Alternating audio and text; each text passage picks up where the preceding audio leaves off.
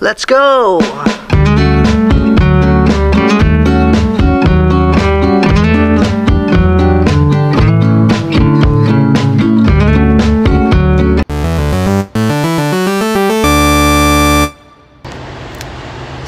Hello guys, so good morning. So maaga ako ngayon kasi para konti lang yung tao. Pupunta ako sa City of Dreams.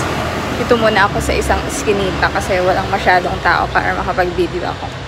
So sasakay ako ng bus number 25 papuntang City of Dreams kung saan nandun yung Parisian Macau and London near Macau, yung Big Ben at saka yung Eiffel Tower. Pupuntahan natin. So, 6:30, nagising ako kanina, madilim pa.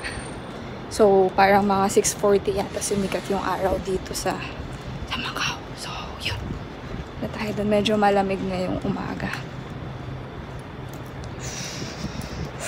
Magmas ako later sa bus. Basta iniwasan ko kasi yung maraming tao, kaya morning, so narealize ko na konti lang yung tao sa labas or sumasakay ng bus kapag umaga, yung mga nag-work lang talaga.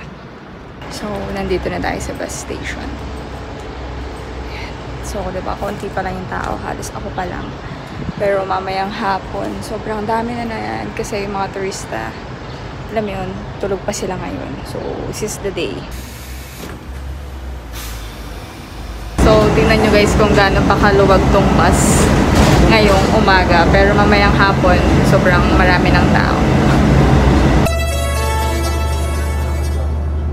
I'm already here in the City of Dreams. Maganda kasi konti lang yung tao, tayo lang. So, early bird catches the great view. Yan, so atin lang muna to. So, makakasabay mo lang sa bus. Usually ay mga nag-work talaga dito. So, may mga Pilipino and other country rin. Mga Indian and I saw also some Nepali. Nag-work sila dito. So, they are good kasi in English. So, dahil maraming turista dito, isa yun sa perks. Bakit may mga ibang OFW dito. Especially Filipino. Sobrang dami. At, makikita ko na to. Ayun. Tchanan! This is the Londonier. So, ito guys, punta na tayo sa pinakamagandang part. So, ayan. Ito ay isang Londoner hotel. Hotel siya, alam naman natin yun. So, ang ganda lang ng pagkakabuild. So, we've been already here in London. So, ito, if you want, diba, doon naman nag-start sa kanila tong Dalipo. Dalipo. Buti may nakita ako kanina, si Kuya lumabas siya, nagtagalog. So, nagpa-picture ako. Dito siya nag-work.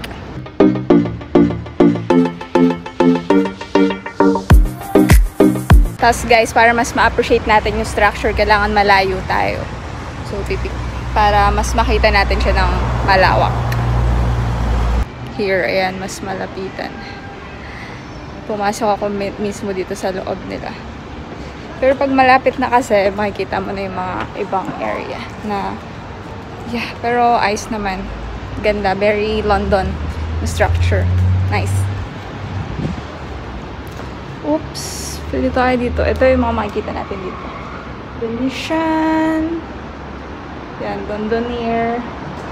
St. Regine or anything. Pwede tayong gumamit ng elevator pero let's go by walk. Para mas makita natin siya. Maganda siya guys. Kaso yung mga photo bomber natin, hindi mga tao. Kung hindi, mga building mismo doon. So, syempre, since maliit lang kasi yung Macau, diba? Kaya kailangan maraming building. Kasi doon sila titira sa mga condo. So, ganda talaga. Parang mala Harry Potter. Pwede pumasok sa loob for shopping area, pero parang check ko pa. Gusto ko makita dito kasi yung labas. Compare pag sa loob ka, mga store na yung makikita mo. At ayun nga, sabi ko, dito sa London, katapat lang niya yung Paris.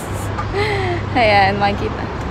At nasa likod ko yung guys, ayun, pagkakit ko ng elevator, mas malapit pala dito. Ayan, kitang-kita natin.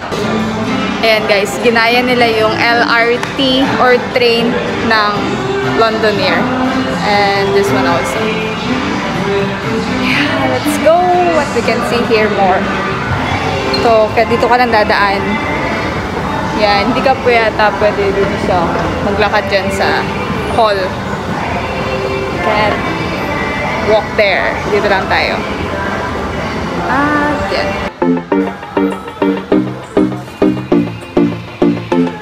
So, thank you, Londoner. So, pupunta naman tayo sa Ayan, pero hindi pa rin kasi walang overpass. Or walang kailan sa makakita doon sa overpass.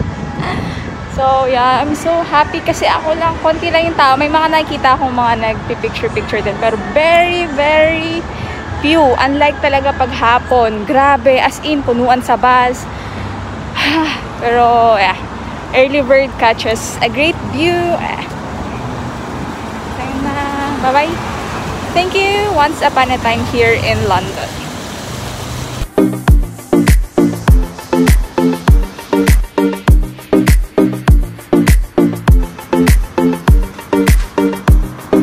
So, I think that's it for our Londoner tour. Or, once upon a time here in Londoner.